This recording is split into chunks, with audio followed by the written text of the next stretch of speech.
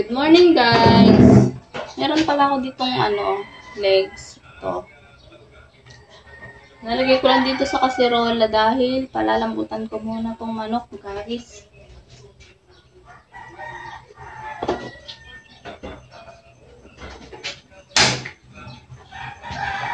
Lagyan tayo ng asin, isang kutsara lang.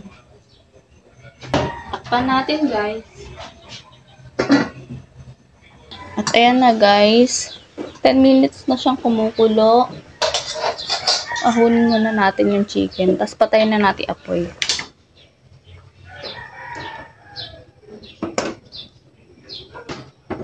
Palalamigin muna natin siya, guys, bago ko himayin.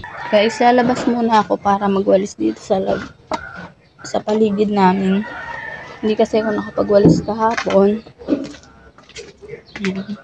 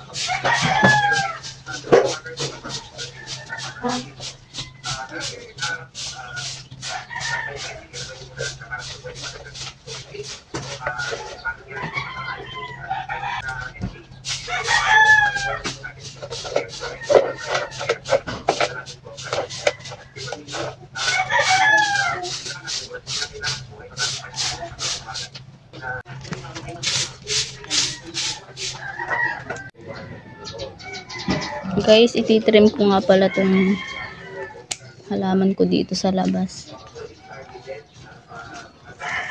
Kasi masyado na siyang malaki.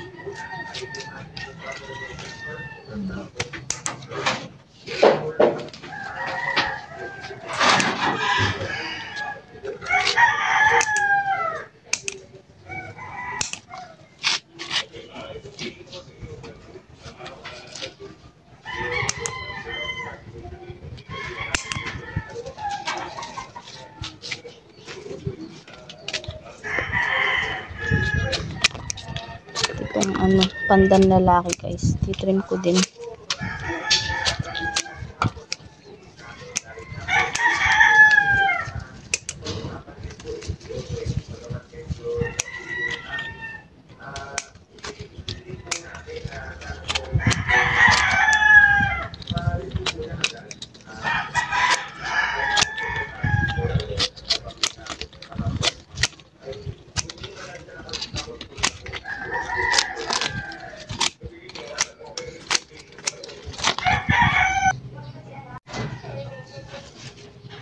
Magtatanim nga pala ako, guys. Ito. Kasi maganda yung bulaklak niya, guys. Violet.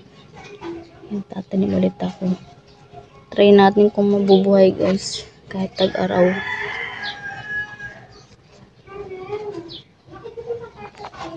Yan.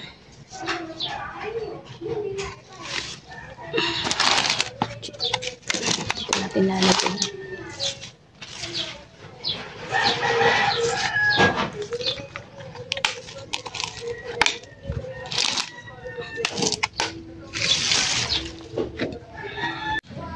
Ito rin pupurulan ko.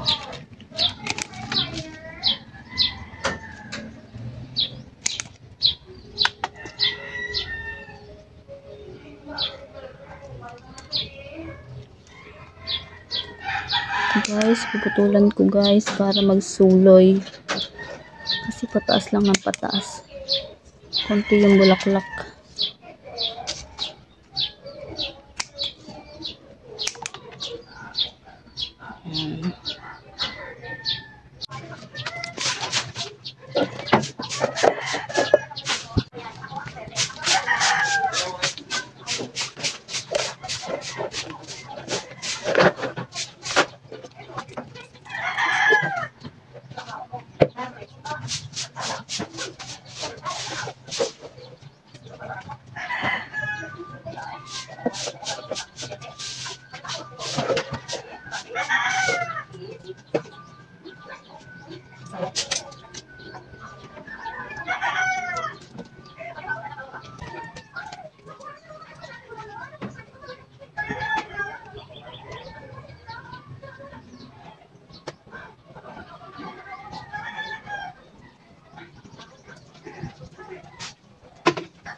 Good morning guys, magigisa na po tayo. Bawang.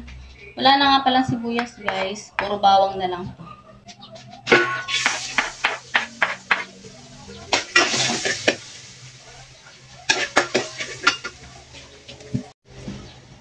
Tapos guys, yung hinimay kong manok, yung legs.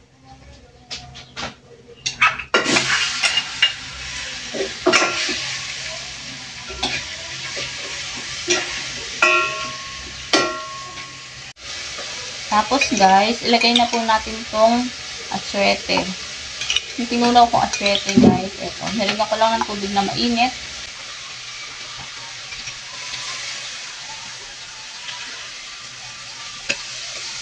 Lagyan po tayo ng asin. Ilagay muna natin.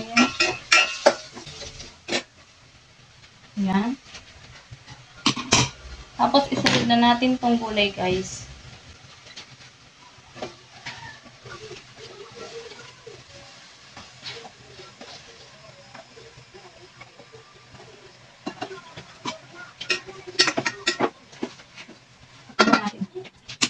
Guys, ilagay nga pala natin tong pinaglagaan ng manok, guys.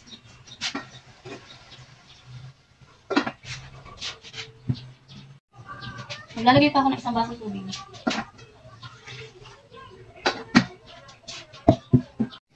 Guys, maglalagay ako ng paminta.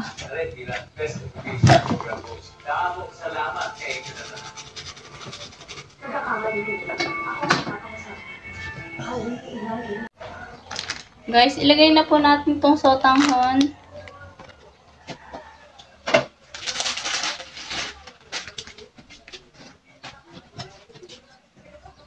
Haluin natin, guys.